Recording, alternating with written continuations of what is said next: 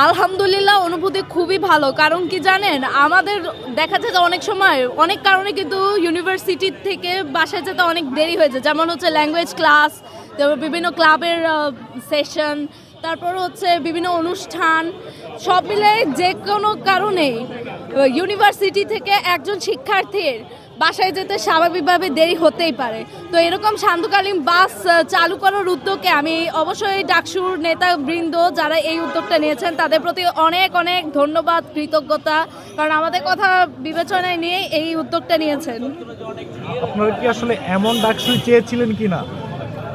অবশ্যই এমন ডাকসুই চেয়েছিলাম যারা শিক্ষার্থীদের কল্যাণেই মানে উদ্বুদ্ধ হবে, দলীয় স্বার্থকে পেছনে ফেলে শিক্ষার্থীদের কল্যাণকে এবং শিক্ষার্থীদের স্বার্থকে সবচেয়ে বড় করে দেখবে।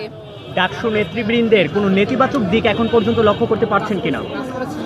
আপাতত তেমন একটা দেখতে না পেলেও কিছু কিছু জিনিস একটু লক্ষ্য করা যাচ্ছে। যেমন হচ্ছে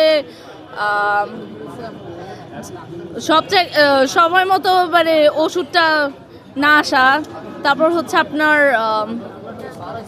মানে হতেই পারে 5টার পর ঢাকা বিশ্ববিদ্যালয়ে যে সেন্ট্রাল মাঠ রয়েছে সেখানে শিক্ষার্থীরা প্রবেশ করতে পারে না, সেটি ডাকসু নেতৃবৃন্দের তত্ত্বাবধানে হয়েছে। এই ব্যাপারটিকে কিভাবে দেখছেন?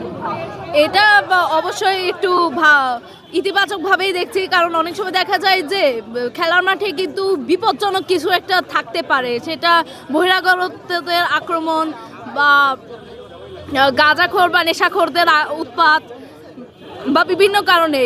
অবশ্যই মাগরিবের পরে খেলার মাঠ সবার জন্য বন্ধ করে দেওয়া উচিত।